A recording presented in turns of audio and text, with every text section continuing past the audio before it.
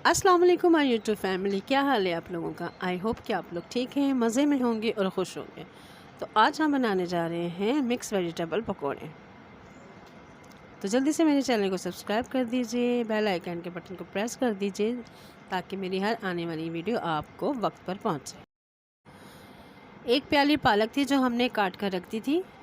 2 अदद आलू थे जो हमने जुलियन कट में काट के रख दिए। साथ ही बंद गोभी थी 1 प्याली, वो भी हमने जुलियन कट में काट के रख दी। और 1 अदद हमने प्याज लिया था, वो भी हमने काट के रख दिया। 2 अदद हमने बैंगन लिए हैं और 2 ही अदद हमने आलू लिए हैं जिन्हें हमने गोल काट कर पानी में रख दिया है।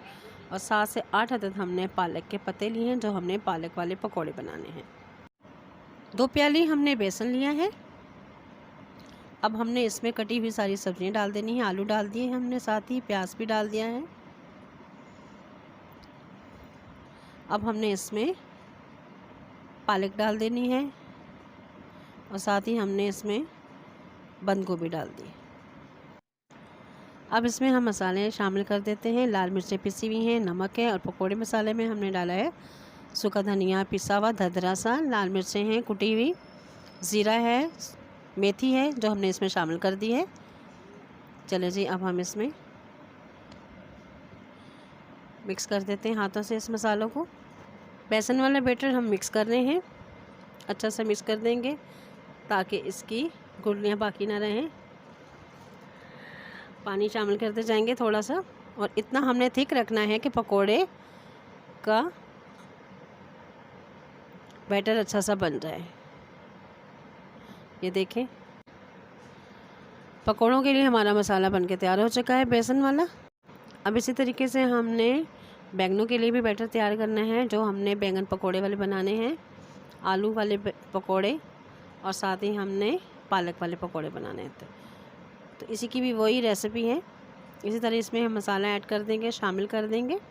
वही मसाले हैं जो हमने पकोड़ों के लिए इस्तेमाल किए थे, मिक्स पकोड़ों के लिए। और इसी तरीके से इसी में ही हम डाल देंगे पानी। अब ये भी हमने थिक से ही बैटर बनाना है, ज़्यादा पतला नहीं करना है, ज़्यादा पानी नहीं डालना हमने इसमें। ऑयल हमारा गर्म हो चुका था, अब हमने इसमें पकोड़े डालने शुरू कर दिए हैं। बबल्स देखें ऑयल में कितने अच्छे आ रहे हैं और पकोड़े हमारे ज़बरदस्त से फ्राई हो रहे हैं। ये हमारी इफ्तारी के लिए पकोड़े बनाए जा रहे हैं। पकोड़े हमारे गोल्डन फ्राई हो चुके हैं, ज़बरदस्त से खुशबू आ रही है हमारी। देखें बन के हमारे तैयार हो चुके हैं। अब हम इसे प्लेट में निकाल लेते हैं पकोड़ों को।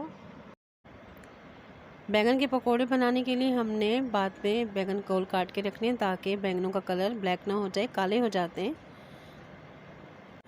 बैंगन को उस वक्त हम तलेंगे जब इसको फ्राई करेंगे, इसलिए हमने बैंगन काट के नहीं रखे थे कि ब्लैक हो जाएंगे हमारे बैंगन, काले पड़ जाते हैं हमारे बैंगन। बैंगनों को भी डिप करके बेसन में फ्राई करने के लिए डाल दिया है, ये भी अच्छे से फ्राई हो जाएंगे। इसी तरीके से हमने आलू को भी तल लेना है और फिर उसके बाद हमने पालक के पकोड़े भी इसी तरीके से बना लेने हैं।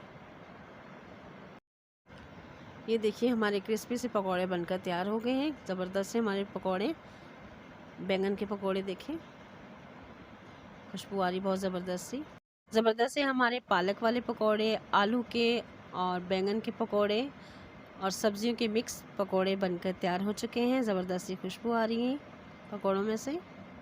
तो कैसी लगी आप लोगों को हमारी ये रेसिपी? तो आप इसी तरह से बनाइएगा पकोड़े और एंजॉय कीजिएगा रमज़ान को।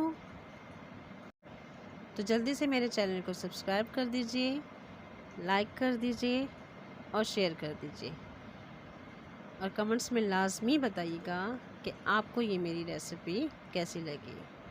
तो चलते हैं जी, दुआ में याद रखिएगा। अल्लाह हाफिज़।